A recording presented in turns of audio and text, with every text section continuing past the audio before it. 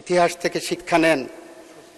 বিএনপির বাইরে যে আওয়ামী লীগের সাথে জোট করেছিলেন তার পরিণাম কি হয়েছিল?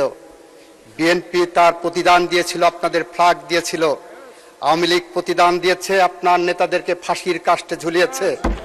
আমরা পরীক্ষিত রাজনৈতিক সহযোদ্ধা এবং জোট হিসাবে সামনের দিকে এগোতে চাই। তুর্কিতে একটা ফোক কবিতা ছিল। একজন সন্দেহপ্রবণ প্রেমিক তার প্রেমিকাকে বলছে, তুমি বলো তুমি বৃষ্টি ভালোবাসো, কিন্তু তার তলে তুমি ছাতা নিয়ে হাঁটো। তুমি বলো তুমি সূর্য ভালোবাসো, কিন্তু রোদের দিন ছায়া খোঁজো। তুমি বলো তুমি বাতাস ভালোবাসো, কিন্তু যখন সে আসে তুমি জানালা বন্ধ করো।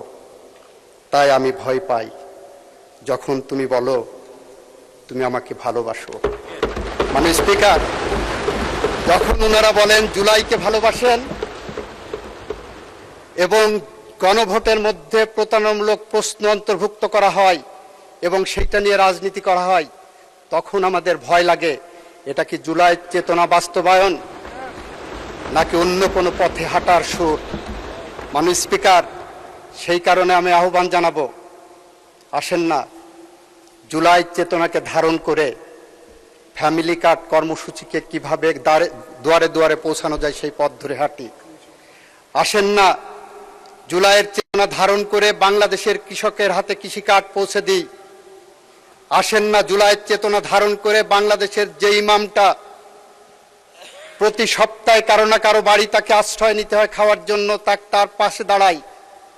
আসেন না জুলাইয়ের চেতনা ধারণ করে বাংলাদেশের কর্মসংস্থানের ব্যবস্থা করি, আধিপত্যবাদ সাম্রাজ্যবাদের বিরুদ্ধে রুখে দাঁড়াই।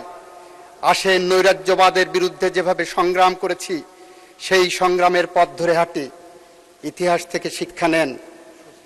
বিএনপির বাইরে যে আওয়ামী লীগের সাথে জোট করেছিলেন তার পরিণাম কি হয়েছিল?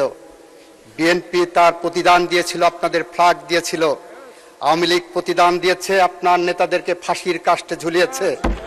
আমরা পরীক্ষিত রাজনৈতিক সহযোদ্ধা এবং জোট হিসাবে সামনের দিকে এগোতে চাই।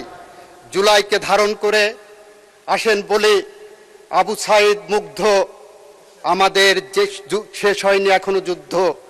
আমরা একসাথে লড়ি, একসাথে হাঁটি, একসাথে চলি, একসাথে এই বাংলাদেশ গড়ি। বাংলাদেশের টেকনাফ থেকে তেঁতুলিয়া পর্যন্ত বাংলাদেশের স্বাধীনতা সার্বভৌমত্বের স্বপ্ন, 52-এর স্বপ্ন, 69-এর স্বপ্ন, 90-এর স্বপ্ন এবং জুলাইয়ের স্বপ্ন এক কাতারে গেথে, এক সুতোয় গেথে আমরা এই বাংলাদেশকে সামনে নিয়ে গিয়ে যাই। তাহলেই কেবল জুলাই চেতনা বাস্তবায়িত হবে, আদারওয়াইজ আমরা পথ হারাবো। আর সেই পথ যদি হারাই, কবি হেলাল হাফিজের ভাষায়, আমরা উত্তর পুরুষের ভীরুকা পুরুষের উপমা হয়ে থাকব। আমরা সেরকম উত্তর পুরুষের ভীরুকা পুরুষের উপমা হতে চাই না। মাননীয় স্পিকার, চাই না বলেই জুলাইকে সামনে রেখে, জুলাইয়ের সনদকে সামনে রেখে আমাদের মাননীয় প্রধানমন্ত্রীর সেই ঐতিহাসিক বক্তব্য যে জুলাইয়ের সনদের প্রতিটি অক্ষরে অক্ষরে আমরা পালন করব, সেই পথ ধরে হেঁটে যাই। এই কথা বলে আমি আমার কথা শেষ করছি।